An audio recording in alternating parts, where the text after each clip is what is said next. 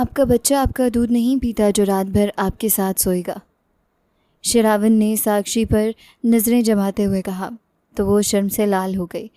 साक्षी अपने पति की मौत के बाद सोग के दिन पूरे करके जब बच्चे की खातिर नौकरी ढूंढने निकली तो सास ससुर ने खानदानी इज्जत की खातिर उसका विवाह अपने छोटे बेटे से कर दिया। वो उम्र में उससे छोटा था मगर रोब और दबदबे वाला था। श्रावण के कहने पर साक्षी के 2 साल के बच्चे को दूसरे कमरे में भेज दिया गया। वो अपने बच्चे की याद में रोने लगी। लगता है आप रोध होकर मेरी सुहागरात ख़राब करेंगी। मैं ज़बरदस्ती का कायल नहीं हूँ। कहिए तो सुबह ही आपको डाइवोर्स दे दूँ।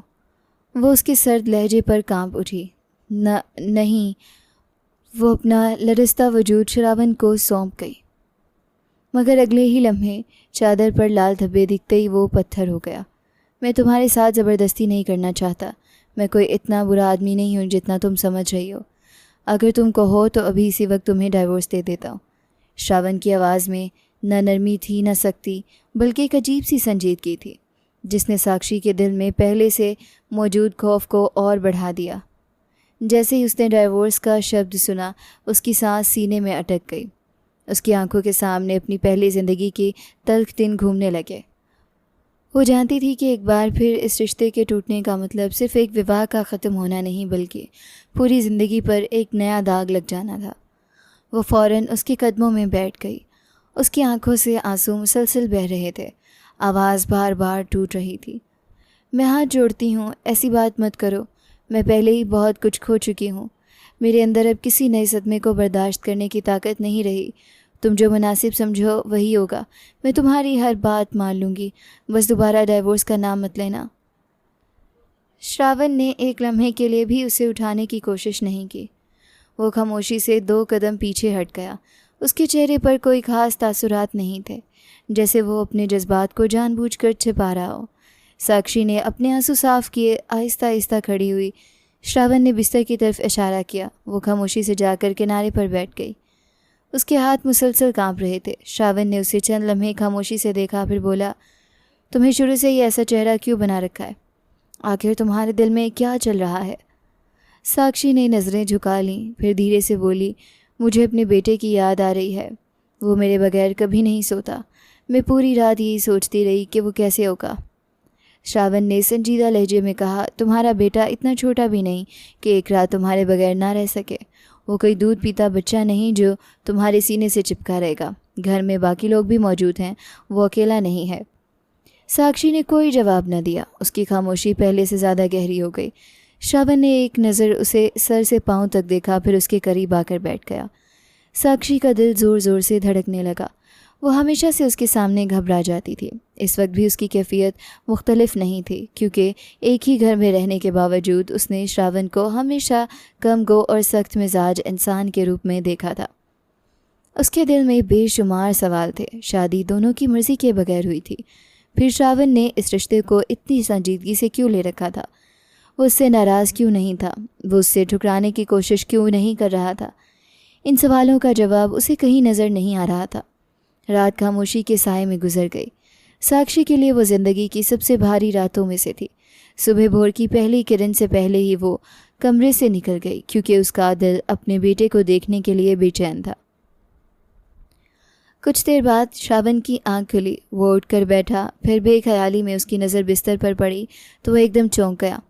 उसकी निगाह चंद लम्हों तक वहीं ठहरी रही, फिर वो हड़बड़ाकर सीधा हो बैठा। उसके चेहरे पर हैरत साफ दिखाई दे रही थी। वो खामोशी से उसी तरफ देखता रहा, जैसे उसकी समझ में कुछ ना आ रहा हो।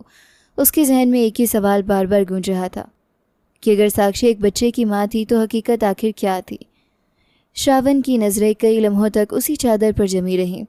ये तो सफ़ेद चादर थी जो पूरी तरह से सफ़ेद नहीं थी। उसके चेहरे पर पहली बार हैरत नुमाया हुई। उसने एक गहरा सांस लिया, फिर आहिस्ता से बिस्तर के किनारे पर बैठ गया। उसके जहन में एक ही सवाल बार बार गर्दिश कर रहा था कि अगर साक्षी वाकई पहले से एक बच्चे की माँ थी तो ये सब कैसे मुमकिन था? उसने बहुत सी बातें सुन रखी थी, बहुत से अंदाजे कायम कर रखे थे, मगर इस एक मंजर ने उसे हर ख्याल को बिखेर कर रख दिया था। चंद लम्हे खामोश रहने के बाद वो कमरे से बाहर निकला। उसके कदम गैर मामूली रूप से सुस्त थे। चेहरे पर वही सख्ती मौजूद थी, मगर जहन में बेशुमार उलझने जिनका जवाब उसके पास नहीं था। उधर साक्षी अपने बेटे को सीने से लगाए बैठी थी। उसकी आंखें पूरी रात के जागने से सूजी हुई थीं, मगर बच्चे को देखकर जैसे उसे चंद लम्हों का सुकून मिल गया था। वो बार बार उसके बालों में हाथ फेरते फिर खामोशी से आंसू साफ कर लेती। श्रावण दरवाजे तक आया। कुछ देर खामोश खड़ा उसे देखता रहा, फिर धीमी आवाज़ में बोला, तुम हर वक्त इसी बच्चे के पास बैठी रहती हो, जैसे तुम्हें बाकी दुनिया की कोई फिक्र ही नहीं।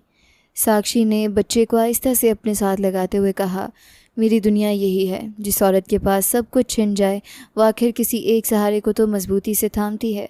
मेरा सहारा यही है। श्रावण ने पहली बार उसकी आवाज़ में शिकायत से ज़्यादा एक टूटा हुआ यकीन महसूस किया। वो चंद लम्हे खामोश रहा, फिर बोला, एक बात पूछूं? साक्षी ने नज़रें उठाई मगर कुछ ना कहा। वो बोला, तुमने कभी किसी से अपनी ज़िंदगी की हकीकत बयान करने की कोशिश नहीं की? तुम्हारे राज की मुझे समझ नहीं आई। मैं पूरी हकीकत जानना चाहता हूँ। साक्षी की आंखों में नमी फिर से उतर आई। उसने आहिस्ता से कहा, हकीकत सुनने वाले बहुत कम होते हैं, इल्ज़ाम देने वाले बहुत ज़्यादा होते हैं। इसलिए एक वक्त के बाद इंसान खामोश रहना सीख लेता है। श्रावण ने उसकी बात सुनी मगर इस बार जवाब ना दे सका, क्योंकि उसके जहन में अब सिर्फ एक सवाल बाकी रह गया था जिसका जवाब शायद सिर्फ साक्षी ही दे सकती थी। श्रावण खुद भी अपने बदले हुए जज्बात को देखकर हैरान था। वो कई बार खामोश बैठा यही सोचता रहता कि जो लड़की कभी उसके लिए सिर्फ एक रिश्ते का नाम थी, आज उसकी मौजूदगी उसे गैर मामूली सुकून क्यों दे रही थी। सिर्फ एक रात गुजरी थी मगर उसे यूँ महसूस हो रहा था जैसे वो दोबारा शाम ढलने का इंतज़ार कर रहा हो। इस कैफियत की वजह से वो खुद भी पूरी तरह समझ नहीं पा रहा था। साक्षी अपने बेटे को गोद में लिए बैठी थी।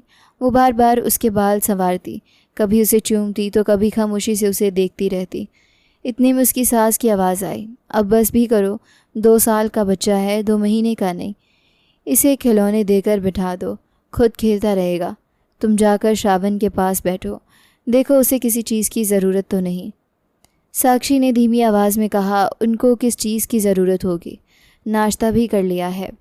सास ने सख्त लहजे में कहा, तुम पहली बार शादीशुदा नहीं हुई जो तुम्हें अच्छी तरह मालूम नहीं है कि पति अपनी पत्नी से क्या तवक्को रखता है। जाकर उसके साथ बैठो, उसकी बात सुनो। अब यही तुम्हारा घर है, यही तुम्हारा रिश्ता है। मैंने इस शादी को दिल से कबूल कर लिया है, मगर तुम अभी तक खुद को इस रिश्ते का हिस्सा नहीं बना पाए। ये रवैया अब नहीं चलेगा। मेरे बड़े बेटे के साथ जो कुछ हुआ वो गुजर गया। मैंने अपने छोटे बेटे को किसी तकलीफ़ में नहीं देख सकती। वो मेरा लाडला है, ये बात हमेशा याद रखना। साक्षी ने खामोशी से सर झुका लिया, बच्चे को आहिस्ता से नीचे बिठाया, उसके सामने खिलौने रखे, फिर धीरे धीरे कदम उठाती श्रावण के कमरे तक पहुंच गई। श्रावण बिस्तर के किनारे बैठा किसी गहरी सोच में डूबा हुआ था। दरवाजे पर हल्की सी आहट हुई तो उसने सर उठा कर देखा। साक्षी ने झिझकते हुए कहा, आपको किसी चीज़ की ज़रूरत है? श्रावण ने खामोशी से नफ़ी में सर हिला दिया। साक्षी ने दोबारा पूछा, चाय बना दूं? उसने फिर इनकार कर दिया। साक्षी ने चंद लम्हे रुककर कहा, ठंडा पानी ले आऊं? श्रावण ने इस बार भी खामोशी से नफ़ी में सर हिला दिया। कमरे में खामोशी फैल गई। साक्षी समझ न सकी कि अब क्या करे। वो वहीं खड़ी रही। श्रावण ने बिस्तर के साथ वाली जगह पर हाथ रखा, फिर आंखों के इशारे से उसे करीब आकर बैठने को कहा।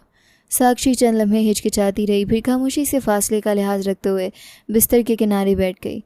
दोनों के दरमियान ज़्यादा गुफ्तगू ना हुई, मगर खामोशी भी पहले जैसी नहीं थी। इसी तरह दिन गुजरने लगे। सुबह अपनी मसरूफ़ियत में बीत जाती, शाम होते ही दोनों कुछ देर एक ही कमरे में बैठते। कभी 2-4 बातें हो जाती तो कभी सिर्फ खामोशी उनका साथ देती रहती। 3 दिन इसी मामूल में गुजर गए, मगर दोनों के दिलों में मौजूद उलझनें अभी तक पूरी तरह ख़त्म ना हो सकें। साक्षी को अपनी ज़िंदगी से पहले भी कभी मोहब्बत नहीं थी। अब तो उसे अजीब सा एहसास होने लगा था जैसे वो एक नरक से निकलकर दूसरे नरक में फंस गई हो। एक सुबह श्रावण की आंख मामूल से कुछ देर पहले खुली। उसने पहलू बदला तो उसकी नज़र साक्षी पर पड़ी।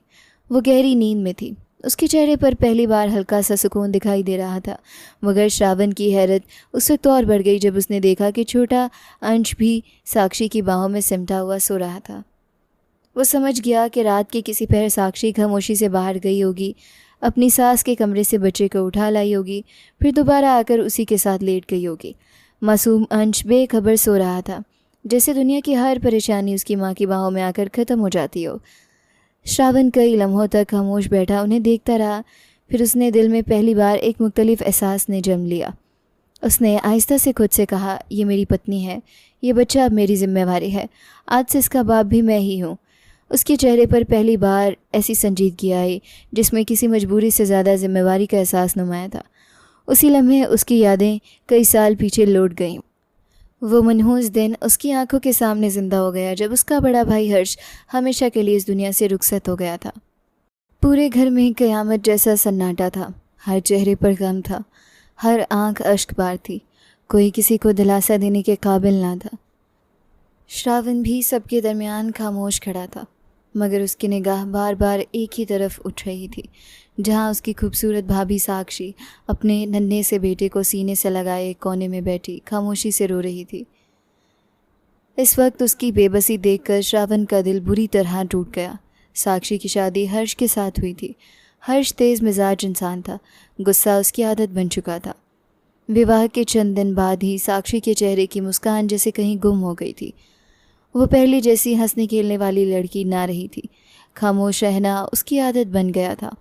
वो ना किसी से दिल की बात करती थी, ना किसी के सामने अपनी तकलीफ़ बयान करती थी। ज़्यादातर वक्त खामोशी से गुजारती, बाकी वक्त आंसुओं में डूब जाता था।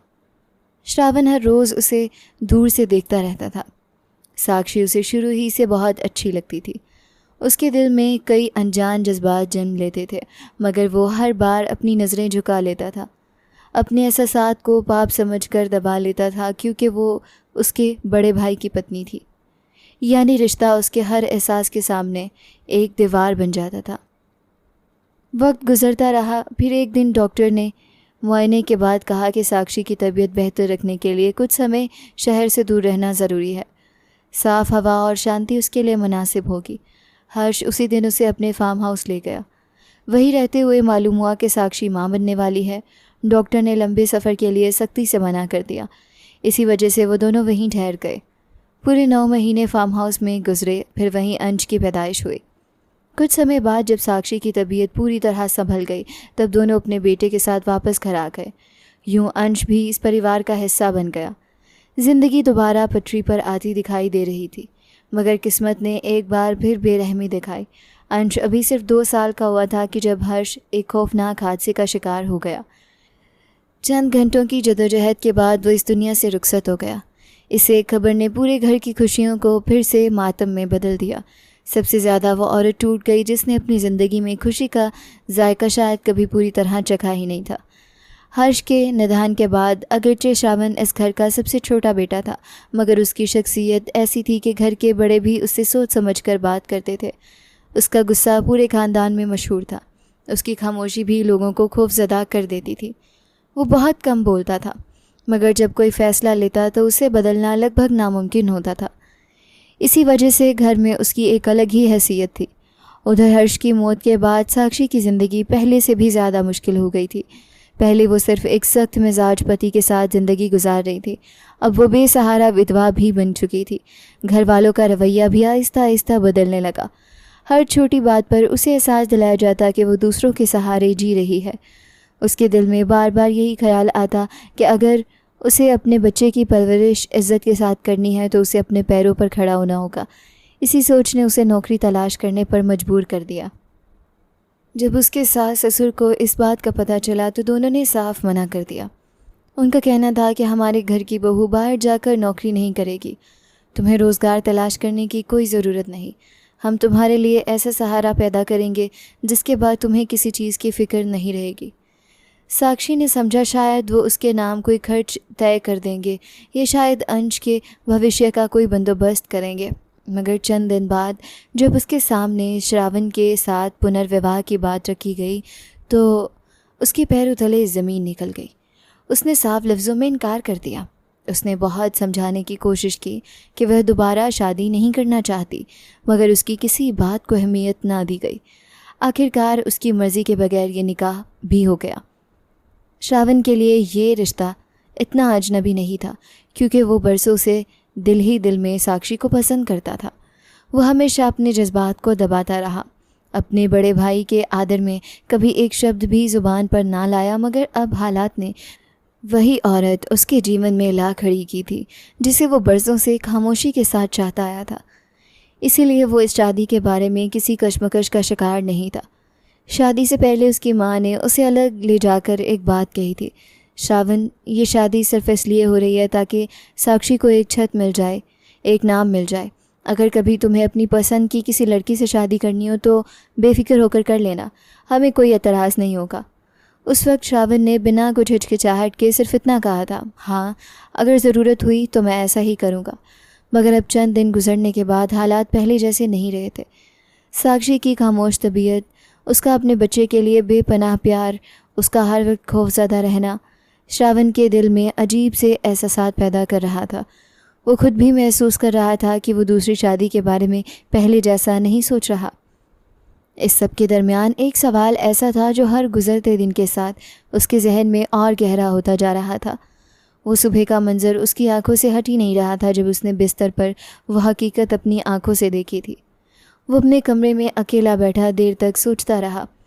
अगर साक्षी वाकई कुंवारी थी तो फिर अंश किसका बच्चा था? अगर अंश हर्ष का बेटा था तो फिर ये कैसे मुमकिन था?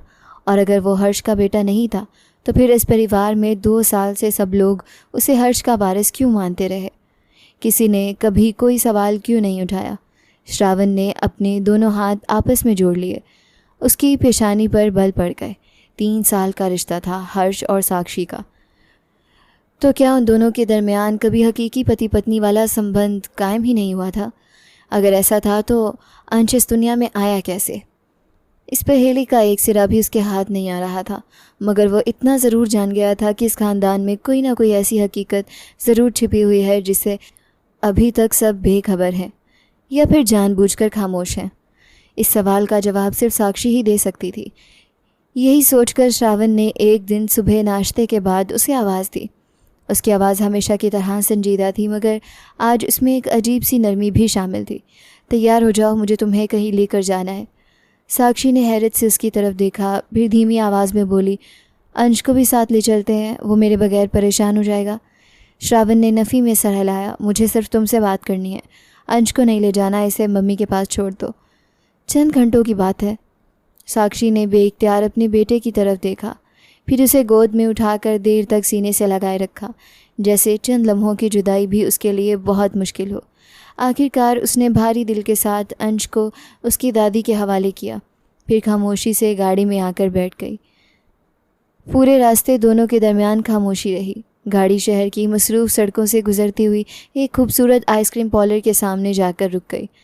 अंदर अलग अलग लकड़ी के कैबिन बने हुए थे जिनके बीच खूबसूरत पौधे रखे हुए थे। माहौल शांत था, हल्की धुंध बज रही थी, ज़्यादा भीड़ भी नहीं थी।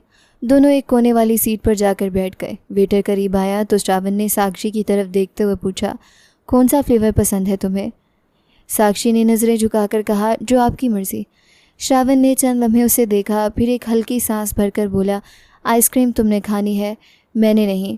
तुम हर सवाल का यही जवाब क्यों देती हो? ऐसे लगता है जैसे तुम्हारी अपनी कोई पसंद ही नहीं। साक्षी खामोश रही। श्रावण ने फिर कहा, आज मैं तुमसे सुकून से बात करना चाहता हूँ, हर वक्त डरने की ज़रूरत नहीं है। बताओ कौन सा फ्लेवर पसंद है? साक्षी ने बहुत आहिस्ता से कहा, चॉकलेट। श्रावण के होंठों पर हल्की सी मुस्कान आई। बस इतनी सी बात थी, ये पहले भी बता सकती थी। उसने साक्षी के लिए चॉकलेट आइसक्रीम मंगवाई, अपने लिए दूसरा फ्लेवर चुना, फिर दोनों खामोश बैठे रहे। चंद लम्हों बाद आइसक्रीम सामने रखी गई। साक्षी ने आहिस्ता आहिस्ता छोटे छोटे चम्मच भर कर खाना शुरू किया। उसके हाथों की हल्की कपकपाहट अब भी ख़त्म नहीं हुई थी। श्रावण उसे खामोशी से देखता रहा। जब वो आइसक्रीम ख़त्म कर चुकी तो श्रावण ने मेज़ पर दोनों हाथ रखे, फिर संजीदा लहजे में बोला, अब असल बात करते हैं। हम दोनों बच्चे नहीं हैं, सच सुनने की हिम्मत भी रखते हैं और सच बोलने की भी। पहली रात जो कुछ हुआ वो मेरी समझ से बाहर है। मैंने अपनी आंखों से सब देखा था। तब से एक सवाल मुसलसल मेरे जहन में घूम रहा है। साक्षी का दिल ज़ोर से धड़का। श्रावण ने नज़रें उसकी आंखों में जमा दी। तुमने मेरे भाई के साथ 3.5 साल गुजारे, फिर हकीकत कुछ और क्यों निकली? अंश मेरे भाई का बेटा नहीं लगता, तुम्हारा भी नहीं लगता, फिर वो किसका बच्चा है? मुझे इस सवाल का जवाब चाहिए। ये सुनते ही साक्षी के चेहरे का रंग उड़ गया। उसके हाथ बेख्तियार कांपने लगे। उसने घबराकर आसपास देखा, फिर धीमी आवाज़ में बोली, कृपया करके ये बात घर में किसी को मत बताइएगा। अगर सबको मालूम हो गया तो वो अंश को मुझसे छीन लेंगे। मैं उसके बगैर ज़िंदा नहीं रह सकती। श्रावण ने फ़ौरन जवाब दिया, मैं किसी को कुछ नहीं बताऊंगा, पहले तुम मुझे तो सच बताओ। साक्षी ने अपने लब भींच लिए। उसकी आंखें नम हो गईं। मैं अभी नहीं बता सकती। श्रावण के लहजे में पहले से सख्ती आ गई। वजह क्या है? साक्षी ने आंखें बंद कर लीं। आपके भाई के साथ मेरा रिश्ता कभी अच्छा नहीं था। वो अच्छे इंसान नहीं थे। वो ऐसे इंसान बिल्कुल भी नहीं थे जिसके साथ शादी की जाए। अगर आपकी कोई बहन होती या बेटी होती तो आप उसकी शादी कभी भी ऐसे इंसान से नहीं करवाते। श्रावण का चेहरा एकदम बदल गया। मरने वाले पर आरोप लगाना बहुत आसान होता है।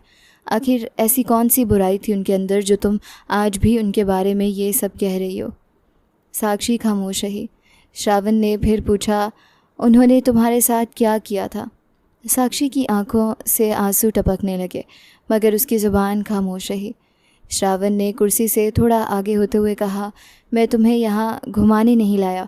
मैं सिर्फ हकीकत जानना चाहता हूँ। अगर तुमने मुझे सब कुछ नहीं बताया तो नुकसान तुम्हारा होगा। न जाने क्यों इस लम्हे साक्षी के अंदर बरसों से दबी हुई हिम्मत जाग उठी। उसने आंसू साफ़ किए, फिर पहली बार सीधी नज़रों से श्रावण को देखा। जितना नुकसान मेरा हो चुका है उससे ज़्यादा क्या होगा? मैं बाहर गाड़ी में बैठी हूँ। ये कहकर वो अपनी कुर्सी से उठी, फिर खामोशी से बाहर निकल गई। श्रावण चंद लम्हे वहीं बैठा रह गया। वो हैरत से दरवाजे की तरफ देखता रहा। अभी तक जो औरत हर बात पर डर जाती थी, अचानक उसके लहजे में इतनी मजबूती कहाँ से आ गई थी? वो दिल ही दिल में सोचने लगा, ये लड़की वैसी नहीं है जैसी सबके सामने नज़र आती है। इसके अंदर कहीं ना कहीं बहुत हिम्मत है। फिर ये हर जुल्म खामोशी से क्यों सहती रही? बिल अदा करने के बाद वो बाहर आया तो साक्षी पहले ही गाड़ी में बैठी सामने सड़क की तरफ देख रही थी। उसके चेहरे पर ना गुस्सा था ना बेबसी, सिर्फ एक अजीब सी खामोशी थी। श्रावण ने ड्राइविंग सीट पर बैठकर इंजन स्टार्ट करते हुए पूछा, आइसक्रीम कैसी थी? साक्षी ने कोई जवाब ना दिया। कुछ देर बाद उसने फिर कहा, चॉकलेट वाकई इतना पसंद है? इस बार भी खामोशी ही उसका जवाब बनी रही। बाकी सफ़र खामोशी में गुजरा। गाड़ी घर के दरवाजे पर आकर रुकी। दोनों बगैर एक दूसरे की तरफ देखे अंदर चले गए, मगर श्रावण जान चुका था कि साक्षी के दिल में ऐसा राज दफन है जो सिर्फ एक ज़िंदगी नहीं बल्कि कई ज़िंदगियां बदल सकता है। जिस दिन श्रावण ये कह देता कि आज रात अंश को मम्मी के पास छोड़ दो, उस दिन साक्षी के चेहरे की सारी रौनक एक ही लम्हे में ख़त्म हो जाती थी। उसकी आंखों में ऐसा खौफ उतर आता था जैसे उसे किसी ऐसी जंग में भेजा जा रहा हो जिसके लिए वो कभी तैयार ही ना हुई हो। वो खामोशी से अंश को उसकी दादी के पास छोड़ती, फिर भारी कदमों के साथ कमरे में आती। उसका चेहरा उतरा हुआ होता, उसकी नज़रें झुकी होती। श्रावण कई बार उसे देखकर सोचता कि आखिर ये लड़की हर बार ऐसे क्यों टूट जाती है जैसे उसके सामने कोई सज़ा खड़ी हो। 1 महीना गुजर चुका था मगर साक्षी के रवैये में कोई ख़ास तब्दीली नहीं आई थी। श्रावण जब उसका हाथ पकड़ता तो वो बिल्कुल साकित रहती, जैसे उसके अंदर एहसास नाम की कोई चीज़ बाकी ना हो। वो उसके करीब बैठता तो भी उसके चेहरे पर कोई रिएक्शन नज़र ना आता। कभी कभी तो श्रावण को यूँ महसूस होता जैसे उसके सामने एक जिंदा इंसान नहीं बल्कि पत्थर का बना हुआ कोई पुतला बैठा हो। एक शाम श्रावण बिस्तर पर टेक लगाकर बैठा था। उसके जहन में अचानक एक शरारत आई। उसने सोचा, आज देखता हूँ क्या वाकई इससे मेरी कोई परवाह है। वह हल्की सी मुस्कान के साथ बोला, तुम तो सिर्फ नाम की पत्नी हो मेरी। अपने ही पति से इतना फासला रखती हो कि कभी कभी मुझे डर लगने लगता है कहीं तुम कल को मुझ पर ज़बरदस्ती का आरोप ही ना लगा दो। इसीलिए मैंने एक फ़ैसला किया है। साक्षी इस वक्त अंश के छोटे छोटे कपड़े तय करके अलमारी में रख रही थी। अंश बिस्तर पर सुकून से सो रहा था। उसने हाथ का काम रोका, श्रावण की तरफ देखा, फिर हमेशा की तरह आदर से बोली, जी क्या फ़ैसला किया है आपने? श्रावण ने जानबूझकर संजीदा चेहरा बनाया। एक लड़की है, सोनिया नाम है उसका। मेरे साथ कॉलेज में पढ़ती थी। मुझसे शादी करना चाहती थी। बहुत खूबसूरत भी है, जवान भी है, मगर घर के हालात ऐसे थे कि तुम्हें सहारा देना ज़रूरी था, इसीलिए तुमसे शादी करनी पड़ी। अब सोच रहा हूँ कि उससे भी शादी कर लूँ। दूसरे कमरे में रहेगी, तुम्हारा क्या ख्याल है? श्रावण को यकीन था कि ये सुनते ही साक्षी के चेहरे का रंग बदल जाएगा। शायद वो परेशान हो जाएगी या शायद उसकी आंखों में जलन उतर आएगी, मगर ऐसा कुछ ना हुआ। साक्षी ने सीधी नज़रों से उसकी तरफ देखा, फिर निहायत शांत लहजे में कहा, बहुत अच्छा ख्याल है, आपको फ़ौरन शादी कर लेनी चाहिए, यह आपका अधिकार है। श्रावण चंद लम्हे उसे देखता रह गया। उसने दोबारा पूछा, यानी तुम्हारी तरफ से इजाज़त है? साक्षी ने बिना लहजा बदले जवाब दिया, मेरी इजाज़त की आपको क्या ज़रूरत है? पुरुषों को दूसरी शादी के लिए किसी औरत की इजाज़त की ज़रूरत नहीं होती। ये अधिकार तो उन्हें मिला ही है। आप जितनी चाहें शादियां करें, मुझे कोई फ़र्क नहीं पड़ेगा। ये जवाब श्रावण की उम्मीद से बिल्कुल उलट था। उसके दिल में जैसे किसी ने चिंगारी रख दी हो। वो फ़ौरन उठा, आगे बढ़ा और मेज़ पर रखे हुए वो तमाम कपड़े जो साक्षी ने बड़ी तरतीबात से तय किए थे, एक ही झटके में उठाकर कमरे के दूसरे कोने में फेंक दिए। साक्षी चौंक कर उसकी तरफ मुड़ी। श्रावण ने उसकी कलाई पकड़कर अपनी तरफ खींचा, फिर गुस्से से बोला, वाकई कोई फ़र्क नहीं पड़ता, या फिर तुम बहुत अच्छी एक्टिंग कर रही हो। साक्षी ने उसकी आंखों में देखते हुए निहायत आहिस्ता मगर साफ आवाज़ में कहा, मैंने जो कहा वही सच है, मुझे कोई फ़र्क नहीं पड़ता। ये सुनकर श्रावण का गुस्सा और बढ़ गया। उसने झंझलाहट में उसे पीछे की तरफ धकेल दिया। उसका मकसद उसे गिराना नहीं था, मगर धक्का उम्मीद से ज़्यादा ज़ोर से लग गया। साक्षी अपना संतुलन ना रख सकी और पीछे की तरफ गिरी। उसकी पेशानी फर्श के किनारे से टकराई। एक मध्यम सी आवाज़ आई और उसकी पेशानी से खून की बारीक लकीर बहने लगी। श्रावण का गुस्सा एक ही लम्हे में खौफ में बदल गया। वो घबरा कर उसकी तरफ लपका। साक्षी, उसने फ़ौरन उसे सहारा देकर उठाया, सोफ़े पर बिठाया, फिर जल्दी से फ़र्स्ट एड बॉक्स ले आया। उसके हाथों में पहले जैसी सख्ती नहीं थी, बल्कि साफ घबराहट थी। उसने कॉटन पर दवा लगाई, फिर आहिस्ता से कहा, सर सीधा करो, ज़ख्म साफ़ करना होगा। साक्षी ने फ़ौरन अपना चेहरा दूसरी तरफ कर लिया। उसकी आंखों में आंसू थे, मगर उन आंसुओं में इस वक्त दर्द से ज़्यादा नाराज़गी दिखाई दे रही थी। श्रावण ने निहायत एहतियात से उसका चेहरा अपनी तरफ मोड़ा। ज़िद मत करो, खून बह रहा है। जैसे ही दवा ज़ख्म पर लगी, साक्षी के होंठों से हल्की सी सिसकी निकल गई। उसने बेइख्तियार आंखें बंद कर लीं। कुछ लम्हों की खामोशी के बाद उसने आहिस्ता से आंखें खोलीं, फिर सीधा श्रावण की आंखों में देखते हुए कहा, आप भी अपने भाई जैसे हैं। ये शब्द सुनकर श्रावण के हाथ वहीं रुक गए। उसके चेहरे से रंग उड़ गया। वो चंद लम्हे खामोश उसे देखता रहा, फिर धीमी मगर कांपती हुई आवाज़ में बोला, इस बात का क्या मतलब है? साक्षी ने कोई जवाब ना दिया। वह आहिस्ता से सोफ़े से उठा, अपने आंसू साफ़ किए, फिर बिना पीछे देखे कमरे से बाहर निकल गई। श्रावण वहीं बैठा रह गया। उसकी निगाह दरवाजे पर जमी हुई थी। उसके जहन में सिर्फ एक ही सवाल बार बार गूंज रहा था, क्या हर्ष साक्षी पर हाथ उठाता था? अगर ऐसा था तो इस घर में किसी को कभी इस बात का पता क्यों नहीं चला? उसे पहली बार महसूस हुआ कि साक्षी के दिल में दफन राज शायद उसकी सोच से कहीं ज़्यादा दर्दनाक थे। श्रावण लिविंग रूम में बैठा कुछ पेपर्स देख रहा था जब उसकी मम्मी आकर उसके सामने बैठ गई। उनके चेहरे पर संजीदगी नुमाया थी, जैसे वो काफ़ी दिनों से दिल में कोई बात लिए बैठी हों। उन्होंने धीरे से कहा, श्रावण, एक बात पूछूं? जी मम्मी। अब तो अगर तुम चाहो तो दूसरी शादी कर सकते हो, हमें इस पर कोई एतराज़ नहीं होगा। उसी वक्त साक्षी कपड़ों की टोकरी उठाए वहीं से गुजर रही थी। वो चंद कदम दूर खड़ी कपड़े तय करने लगी। चेहरे से यही जाहिर कर रही थी कि उसे किसी बात में कोई दिलचस्पी नहीं, मगर उसके कान पूरी तरह उन दोनों की गुफ्तगू पर लगे हुए थे। श्रावण को अंदाज़ा भी ना हुआ था कि वो एक एक शब्द सुन रही थी। उसकी मम्मी ने बात जारी रखी, हमें अच्छी तरह एहसास है कि हमने तुम्हारे साथ नाइंसाफ़ी की है। तुम्हारी शादी तुम्हारी अपनी भाभी से करवा दी, एक ऐसी औरत से जो पहले शादीशुदा थी, एक बच्चे की माँ थी। तुम्हारे भी कुछ सपने होंगे, कुछ ख्वाहिशें होंगी, हमने उन सबको नज़रअंदाज कर दिया। इसीलिए अगर तुम अब अपनी पसंद की किसी लड़की से शादी करना चाहो तो हमें कोई दिक्कत नहीं होगी। कल को ये मत कहना कि हमने तुम्हारी ज़िंदगी का फ़ैसला खुद कर दिया था। रही बात साक्षी की, तो उसे मैं खुद समझा लूँगी, वो मान जाएगी। श्रावण ने बिना एक लम्हे सोचे जवाब दिया, मुझे दूसरी शादी नहीं करनी। उसकी मम्मी ने हैरानी से उसे देखा। पूरी बात सोचकर कहना, मैंने सोच लिया है, मैं साक्षी के साथ ही ज़िंदगी गुजारूंगा, अंश को अपना बेटा मान कर पालूंगा। मुझे यही ज़िंदगी कबूल है। साक्षी मुझे अच्छी लगती है, मुझे इससे कोई दिक्कत नहीं। उसकी मम्मी चंद लम्हे खामोश रहीं, फिर हल्की सी मुस्कान के साथ बोली, ठीक है, जैसे तुम्हारी मर्ज़ी, भगवान तुम्हें खुश रखे। साक्षी ने खामोशी से आखिरी कपड़ा भी तय किया। फिर वहाँ से चली गई। उसके चेहरे पर कोई तासुरात नहीं थे, मगर उसके दिल में पहली बार एक अजीब सी बेचैनी उतर आई थी। दूसरी तरफ श्रावण को अंदाज़ा ही न था कि उसकी एक एक बात साक्षी सुन चुकी है। जिस दिन श्रावण से धक्का लगा था, उस दिन के बाद साक्षी ने उसे झगड़ा नहीं किया था, न कोई शिकायत की थी, मगर उसने उसकी तरफ देखना भी लगभग छोड़ दिया था। वह ज़रूरत की बात करती, फिर खामोश हो जाती। चंद दिन बाद रात का वक्त था। श्रावण ने हमेशा की तरह कहा, अंश को आज भी मम्मी के कमरे में सुला दो।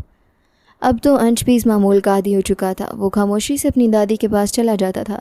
साक्षी ने भी बिना कुछ कहे बच्चे को वहाँ सुला दिया, फिर वापस कमरे में आकर बिस्तर के किनारे बैठ गई।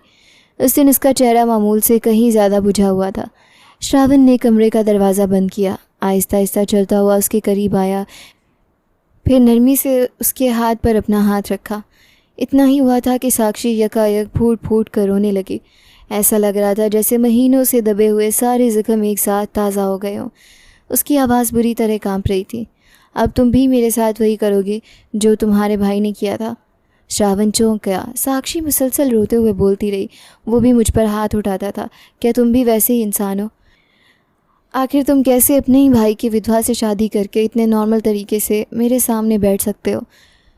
तुम्हें कभी ये एहसास नहीं हुआ कि मेरे दिल पर क्या गुजरी होगी? तुमने एक बार भी नहीं सोचा कि मैंने तुम्हें हमेशा किस नज़र से देखा था? श्रावण के पास इन शब्दों का कोई जवाब नहीं था। वो तो आज सिर्फ उससे माफ़ी मांगने आया था। उसने धीरे से कहा, साक्षी मेरी बात सुनो। मगर साक्षी मुसलसल रोती रही। श्रावण ने एहतियात से उसे अपने करीब करना चाहा ताकि वो उसके कंधे पर सर रखकर जी भर कर रो ले, मगर साक्षी फ़ौरन पीछे हट गई। उसने अपने दोनों हाथ जोड़ लिए। नहीं, प्लीज़ मुझे हाथ मत लगाओ, बहुत तकलीफ़ हो रही है, मुझे सिर्फ चंद दिन आराम करने दो प्लीज़। श्रावण ने फ़ौरन अपना हाथ पीछे कर लिया। ठीक है, मैं समझ सकता हूँ, तुम आराम करो, मैं तुम्हें तंग नहीं करूँगा। साक्षी खामोशी से बिस्तर के एक कोने में इस तरह सिमट कर लेट गई जैसे पूरा बिस्तर उसके लिए बहुत बड़ा हो। एक छोटे बच्चे की तरह अपने घुटनों को सीने से लगा कर लेटी रही और रोते रोते उसकी आंख लग गई। काफ़ी देर बाद श्रावण ने सोचा कि उसे चादर ओढ़ा दे। उसने जैसे ही उसके माथे को छुआ, वो चौंक उठा। उसका जिस्म आग की तरह तप रहा था। श्रावण ने घबराकर दोबारा उसकी पेशानी पर हाथ रखा। हे भगवान, इसे तो बहुत तेज़ बुखार है। उसने कई बार उसे आवाज़ दी, साक्षी साक्षी, आंखें खोलो, मगर कोई जवाब ना मिला। उसने एहतियात से उसे अपनी बाहों में उठाया। उसे यकीन था कि वो जाग जाएगी, मगर वो बेहोश हो चुकी थी। श्रावण ने उसे फ़ौरन हॉस्पिटल ले गया। डॉक्टर ने चेकअप करने के बाद कहा, घबराने की ज़रूरत नहीं है, बेहोशी ज़्यादा कमज़ोरी, स्वेयर मेंटल स्ट्रेस और बुखार की वजह से हुई है। ब्लड प्रेशर भी काफ़ी बढ़ गया है। हम दवा देते हैं, कुछ देर अंडर ऑब्जर्वेशन रखना होगा। 2 घंटे बाद डॉक्टर ने दोबारा चेक किया, फिर कहा, अब आप इन्हें घर ले जा सकते हैं, बुखार भी आहिस्ता आहिस्ता कम हो जाएगा। वापसी के पूरे रास्ते गाड़ी में खामोशी रही। साक्षी नीम बेहोशी की हालत में खिड़की से बाहर देखती रही। घर पहुंचकर श्रावण ने उसे बहुत एहतियात से बिस्तर पर लेटाया, चादर ओढ़ाई और फिर उसके सरहाने बैठ गया। उसने नरमी से उसके सर पर हाथ फेरा। साक्षी ने आहिस्ता से आंखें खोली। उसमें इतनी ताकत भी ना थी कि उसका हाथ हटा सके। श्रावण की आवाज़ भराई हुई थी, एक बात शायद मुझे बहुत पहले बता देनी चाहिए थी। साक्षी खामोशी से उसे देखती रही। मैंने तुम्हें कभी अपनी भाभी समझा ही नहीं था।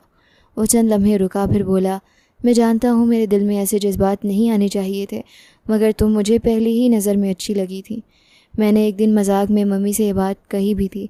उन्होंने हंसकर कहा था, पहले हर्ष की शादी होगी, फिर तुम्हारी बारी आएगी। उसने आहिस्ता से उसके माथे पर हाथ रखा। आज तुम मेरी पत्नी हो।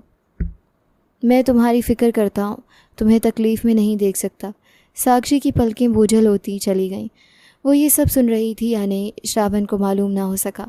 चंद लम्हों बाद वो दोबारा सो गई। अगली सुबह जब श्रावण की आंख खुली तो साक्षी बिस्तर पर मौजूद नहीं थी। वो बाहर आया तो देखा साक्षी आहिस्ता आहिस्ता चलते हुए अंश के बाल संवार रही थी। उसके चेहरे पर बुखार तो नहीं था, मगर ज़्यादा कमज़ोरी साफ महसूस हो रही थी। उसके कदम डगमगाते, मगर उसकी पहली फ़िक्र फिर भी सिर्फ उसका बेटा ही थी। चंद ही हफ्तों में घर का माहौल में एक छोटी सी तब्दीली आ गई थी। अंश अब श्रावण के साथ काफ़ी घुल मिल चुका था। वो जहाँ भी श्रावण को देखता भागता हुआ उसके पास आ जाता। कभी उसकी उंगली पकड़ लेता, कभी उसकी गोद में चढ़ जाता, तो कभी अपनी नन्ही सी ज़ुबान में उसे आवाज़ देता, चाचू पापा। हर बार ये शब्द सुनकर श्रावण के चेहरे पर बेइख्तियार मुस्कान आ जाती। वह अंश को उठाकर अपने सीने से लगा लेता, फिर उसके बाल बिखरते हुए कहता, एक दिन सिर्फ पापा कहोगे। अंश हंसने लगता, नहीं चाचू पापा। ये मंजर देखकर उसके दादा दादी की आंखें खुशी से भर जाती। श्रावण की मम्मी कई बार कहती, देखा बच्चे को खुद ही पता चल जाता है कि अपना कौन होता है। उसके पापा भी मुस्कुराकर अंश के सर पर हाथ फेरते, भगवान हमेशा ऐसे ही मोहब्बत बनाए रखे। पूरे घर में अगर कोई पहले की तरह ही खामोशी में गुम था तो वो सिर्फ साक्षी थी। वो सुबह सवेरे उठती, पूरे घर के काम निपटाती, खाना बनाती, सफाई करती, अंश का ख्याल रखती, उसके कपड़े बदलती, उसे खाना खिलाती और फिर दोबारा किसी न किसी काम में लग जाती। मगर उसके चेहरे पर ना पहले जैसी घबराहट रह गई थी और ना ही मुस्कान वापस आई थी। सिर्फ एक गहरी खामोशी थी जो हर गुजरते दिन के साथ गहरी होती जा रही थी। उधर श्रावण ने भी पहले 3-4 दिनों से जानबूझकर खुद को उससे थोड़ा दूर रखा हुआ था। वो ना उसे बार बार आवाज़ देता, ना उसके करीब जाकर बैठता और ना ही किसी बात पर ज़िद करता। अलबत्ता उसका ख्याल पहले से भी ज़्यादा रख रहा था। ऑफिस से वापस आते हुए वो हर रोज़ कोई ना कोई चीज़ ज़रूर लेकर आता। कभी ताज़ा फल, कभी अनार का जूस, कभी सेब, तो कभी डॉक्टर की बताई हुई दवाइयाँ। एक शाम वो एक बड़ा सा थैला लेकर घर आया। उसकी मम्मी ने हैरानी से पूछा, आज क्या क्या ख़रीद लाए हो? श्रावण ने थैला मेज़ पर रखते हुए कहा, डॉक्टर ने कहा था कमज़ोरी अभी ख़त्म नहीं हुई, इसलिए ये सब ले आया हूँ। उसकी मम्मी ने थैले में झांका, इतने सारे फल? श्रावण ने सादे लहजे में जवाब दिया, खाएगी तो ताकत आएगी। इसी दौरान साक्षी पानी का जग रखने आई। उसने एक नज़र थैले पर डाली, फिर खामोशी से वापस जाने लगी। श्रावण ने आहिस्ता से आवाज़ दी, साक्षी। वो रुक गई तो मगर पलट कर ना देख सकी। ये दवाई वक्त पर खा लेना। उसने सिर्फ इतना कहा, जी। श्रावण ने दोबारा कहा, फल भी खा लिया करो। साक्षी ने फिर वही मुख्तसर जवाब दिया, जी। बस इतनी ही बात हुई और वो दोबारा अपने काम में लग गई। श्रावण ने गहरा सांस लिया। उसे पहली बार एहसास हुआ कि खामोशी भी कितनी बड़ी सज़ा होती है। पहले वो उससे डरती थी, अब वो उससे दूर रहने लगी थी। दोनों बातों में बहुत बड़ा फ़र्क था। रात को खाने की मेज़ पर भी यही माहौल रहा। सब लोग आपस में बातें करते रहे। अंश कभी अपने दादा की गोद में जाता तो कभी श्रावण की गोद में आ बैठता।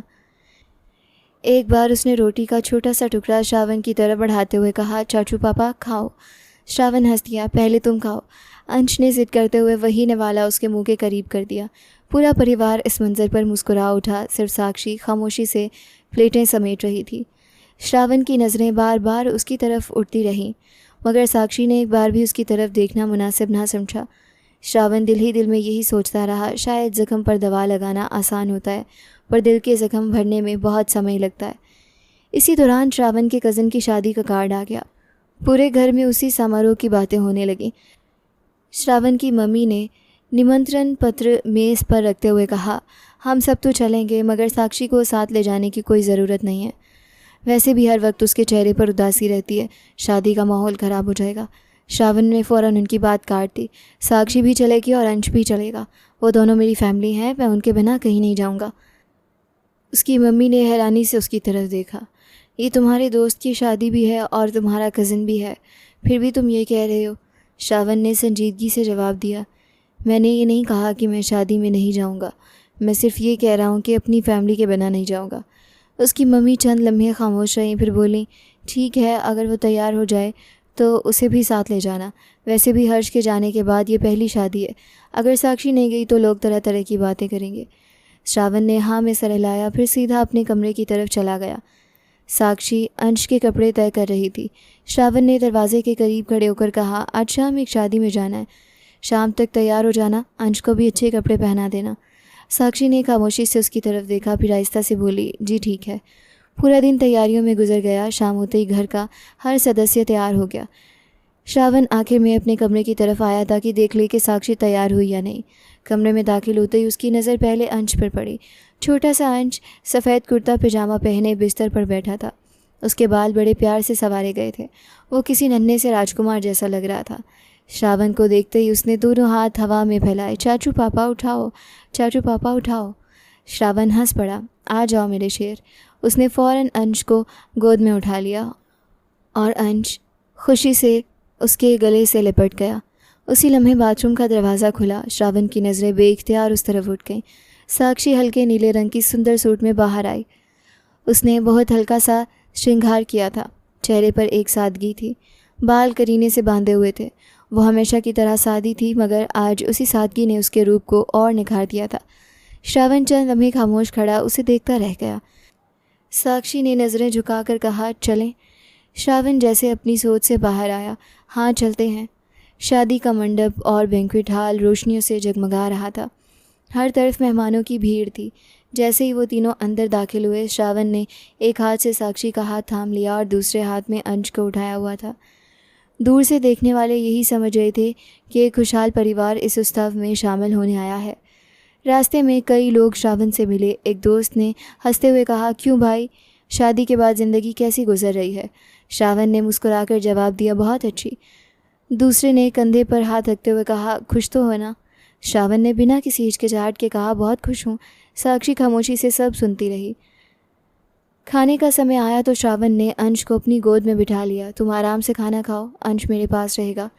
साक्षी ने पहली बार उसकी तरफ देखकर आहिस्ता से कहा, धन्यवाद। श्रावण ने सिर्फ मुस्कुराकर सर हिला दिया। पूरे समय अंश कभी श्रावण के कंधे पर सर रख देता, कभी उसकी टाई पकड़ लेता, तो कभी उसकी घड़ी से खेलने लगता। शादी के आखिर में सब फ़ोटो खिंचवा रहे थे। किसी ने आवाज़ दी, श्रावण इधर आओ, भाभी को भी साथ लाओ। तीनों एक साथ खड़े हो गए। फोटोग्राफर ने हंसते हुए कहा, ज़रा मुस्कुराइए। साक्षी ने एक हल्की सी मुस्कान होठों पर सजा ली। श्रावण की नज़रें उस पर रुक गईं। वो दिल ही दिल में सोचने लगा, ये पहली बार है जब मैंने उसे दिल से मुस्कुराते देखा है। ये मुस्कान वाकई बहुत सुंदर है। रात काफ़ी देर से वो घर वापस आए। अंश थक कर फ़ौरन अपने छोटे से बिस्तर पर सो गया, जो अब श्रावण ने अपने ही कमरे में लगवा दिया था, क्योंकि अब उसे भी अंश के बिना नींद नहीं आती थी।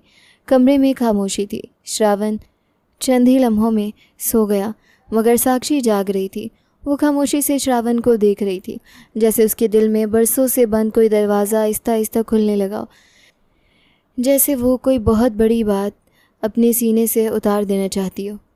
अचानक श्रावण की आँख खुली। उसने हैरानी से साक्षी की तरफ देखा। क्या हुआ, नींद नहीं आ रही? तबीयत तो ठीक है? उसने फ़ौरन हाथ बढ़ाकर उसकी पेशानी छुई। बुखार तो नहीं? साक्षी ने धीरे से नफ़ी में सर हिलाया। नहीं। फिर जाग क्यों रही हो? श्रावण ने नरमी से पूछा। साक्षी की नज़रें चंद लम्हे अंश की तरफ उठीं, जो सुकून से सो रहा था। उसकी आंखों में अचानक नमी उतर आई। श्रावण सीधा होकर बैठ गया। क्या बात है, तुम रो क्यों रही हो?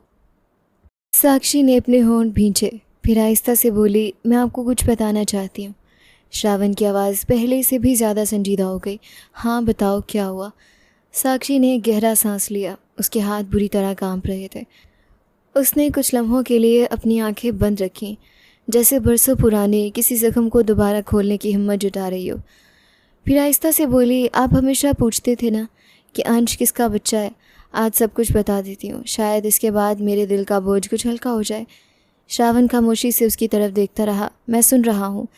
साक्षी की आंखों से आंसू बहने लगे। आपके भाई ने, हर्ष ने पहली रात ही मेरे मुंह पर थप्पड़ मारा था। मुझे उस वक्त कुछ समझ नहीं आया कि मेरी गलती क्या थी।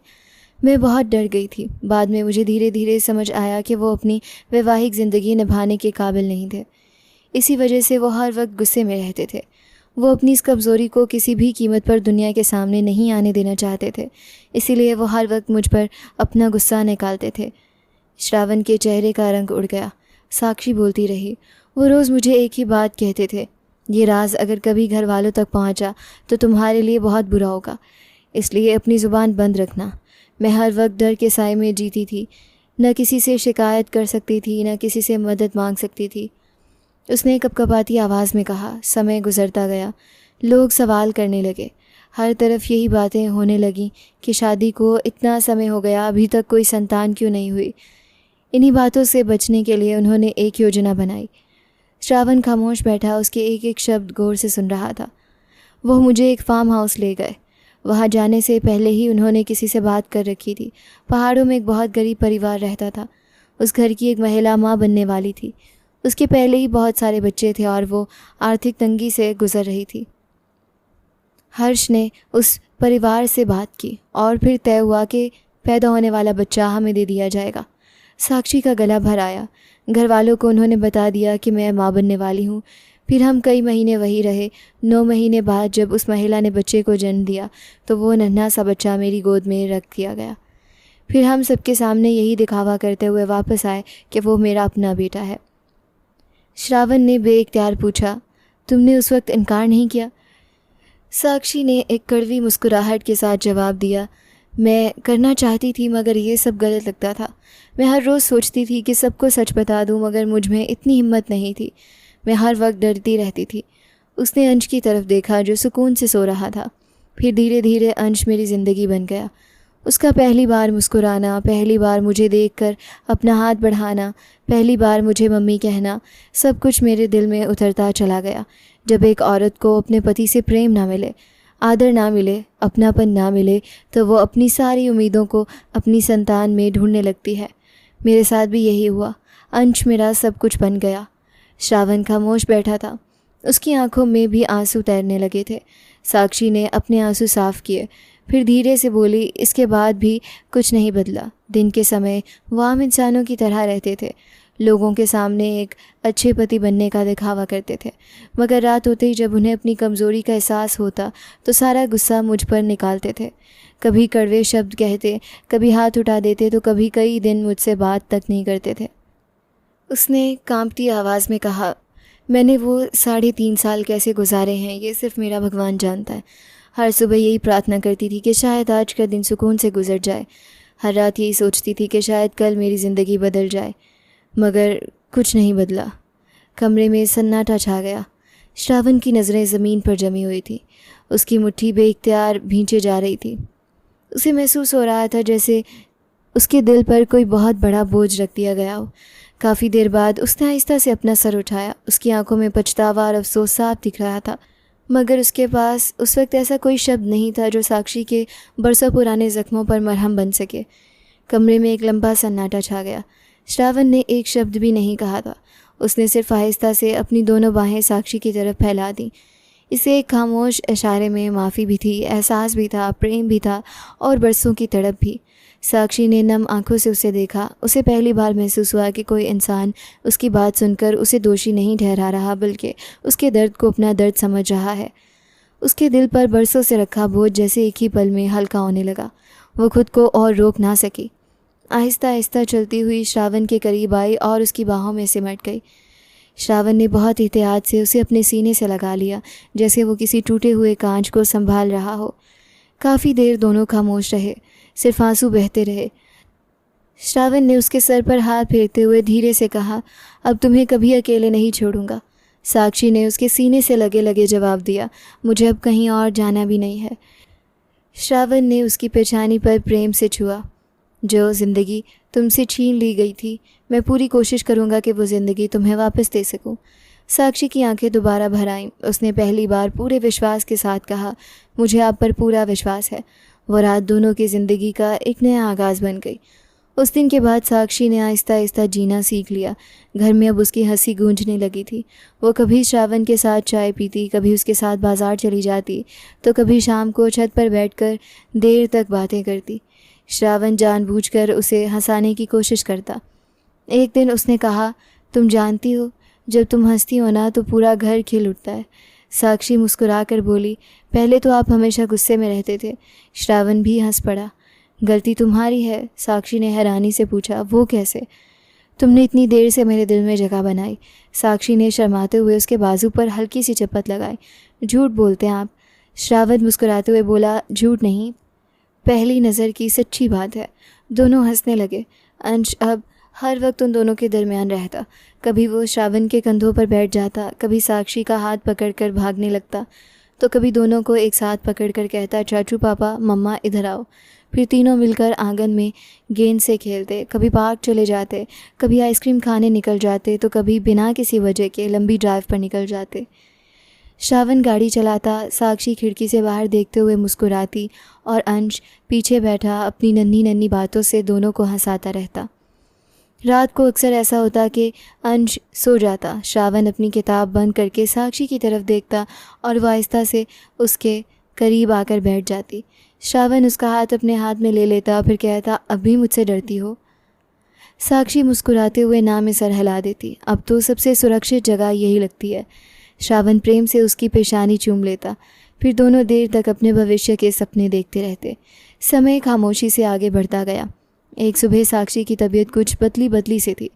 श्रावण उसे डॉक्टर के पास ले गया। चेकअप के बाद डॉक्टर ने मुस्कुराकर बधाई दी। घर वापस आते हुए साक्षी की आंखों में खुशी के आंसू थे। श्रावण ने गाड़ी रोकी, फिर उसकी तरफ देखकर कहा, खुश हो? साक्षी हंसते हुए बोली, बहुत ज़्यादा। घर पहुंचते ही जब सबको पता चला कि साक्षी माँ बनने वाली है तो पूरा घर खुशी से झूम उठा। श्रावण की मम्मी ने उसे गले से लगा लिया। उसके पापा ने श्रावण के कंधे पर हाथ रखा। अंश तो सबसे ज़्यादा खुश था। वह हर एक से कहता फिरता, मेरे पास छोटा बेबी आएगा। साक्षी हर लम्हे अपने भगवान का शुक्राना अदा करती। ये उसकी ज़िंदगी का पहला मौका था जब वो अपने अंदर एक नई ज़िंदगी को महसूस कर रही थी। उसके लिए यह एहसास शब्दों से कहीं बढ़कर था। महीने गुजरते गए। श्रावण ने उसके पहले से भी ज़्यादा ख्याल रखा। वो वक्त पर दवाइयाँ देता, फल खिलाता, आराम करने पर जोर देता और हर चेकअप पर खुद उसके साथ जाता। आखिरकार वो दिन भी आ गया जिसका सबको इंतज़ार था। चंद घंटों बाद डॉक्टर बाहर आए। उनके चेहरे पर मुस्कान थी। मुबारक हो, आपके घर बेटा आया है। माँ और बच्चा दोनों स्वस्थ हैं।